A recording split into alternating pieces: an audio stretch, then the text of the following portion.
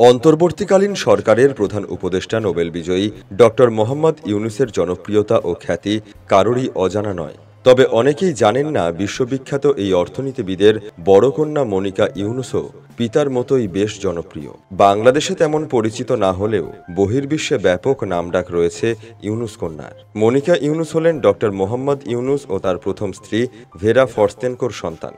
মনিকার মা ভেরা ফরস্তেনকো ছিলেন একজন রাশিয়ান বংশোদ্ভূত আমেরিকান নাগরিক। ১৯৬৭ সালে যুক্তরাষ্ট্রের ভ্যান্ডারবিল্ট ইউনিভার্সিটিতে অধ্যয়নকালে ফরস্তেনকোর সাথে ডক্টর মোহাম্মদ ইউনূসের পরিচয় হয়। ১৯৭০ সালে তারা দুজনে বিবাহ বন্ধনে আবদ্ধ হন।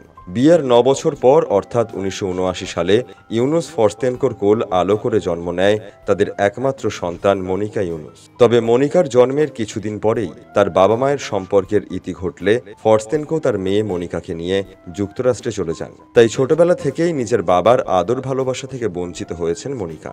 ২০০৪ সালে মনিকা প্রথমবারের মতো তার বাবা ডক্টর ইউনূসের সাথে যোগাযোগ করেন এবং পরের বছরই তিনি বাবার সাথে দেখা করতে বাংলাদেশে চলে আসেন। এরপর ধীরে ধীরে বাপ বেটির সম্পর্ক আরও দৃঢ় হতে শুরু করে। ডক্টর ইউনূসের মতো তার মেয়ে মনিকাও প্রখর মেধাবী ও গুণী। শিল্প ও সঙ্গীতের প্রতি বিশেষ টান রয়েছে তার। মাত্র ১৩ বছর বয়সেই মনিকা যুক্তরাষ্ট্রের ম্যাসাচুসেটসের বিখ্যাত ট্যাঙ্গেলউড মিউজিক সেন্টারে ভর্তি হন। এরপর লরেন্সভিল কলেজ থেকে পড়াশোনা শেষ করে তিনি জুলিয়ার্ড স্কুল হতে ভোকাল পারফরমেন্সে স্নাতক ডিগ্রি অর্জন করেন। তার পরপরই তিনি একজন পেশাদার অপেরা শিল্পী হিসেবে কাজ করতে শুরু করেন। অপেরা হলো পাশ্চাত্য সঙ্গীতের এক বিশেষ রূপ।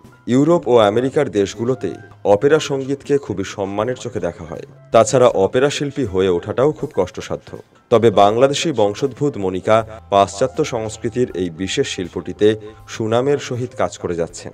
২০০৩ থেকে ২০১৪ সাল পর্যন্ত যুক্তরাষ্ট্রের বিখ্যাত অপেরা দল নিউ ইয়র্ক মেট্রোপলিটন অপেরার সাথে একজন সঙ্গীত পরিবেশক হিসেবে নিয়মিত কাজ করেছেন মনিকা। ফ্লোরিডা গ্র্যান্ড অপেরা প্রতিযোগিতায় প্রথম স্থান অধিকার করেছিলেন এই বাংলাদেশি বংশোদ্ভূত কন্যা।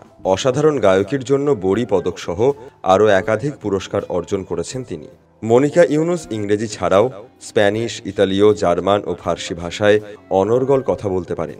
সঙ্গীতাঙ্গনে পরিচয়ের সূত্রে তিনি আরেক অপেরা গায়ক টেনার ব্রেন্ডনকে বিয়ে করেছেন। The new York Times, Charleston city paper, palm beach daily news সহ আরও বিভিন্ন যুক্তরাষ্ট্রভিত্তিক দৈনিক পত্রিকা ইউনূস কন্যার ভূয়সী প্রশংসা করেছে। একজন ইন্টারন্যাশনাল সেলিব্রিটি হওয়া সত্ত্বেও নিজের পার্সোনাল লাইফ ও অর্জন নিয়ে ডক্টর মোহাম্মদ ইউনূস বড়াই করতে পছন্দ করেন না। তাই পশ্চিমা বিশ্বে তার কন্যার ব্যাপক জনপ্রিয়তা থাকলেও বাংলাদেশে তার সম্পর্কে বেশিরভাগ মানুষই তেমন কিছু জানে না। বাবা বিশ্বনন্দিত ব্যক্তি হলেও কখনোই তার পরিচয় খাটিয়ে সফলতা অর্জন করার চেষ্টা করেননি মনিকা। নিজের প্রতিভা ও যোগ্যতা দিয়ে সকলের মন জয় করেছেন তিনি। মনিকা ইউনূস বরাবরই একজন বাবাভক্ত মেয়ে। ডক্টর ইউনূসের বিরুদ্ধে কোনো কটু কথা তিনি বিন্দুমাত্র সহ্য করতে পারেন না।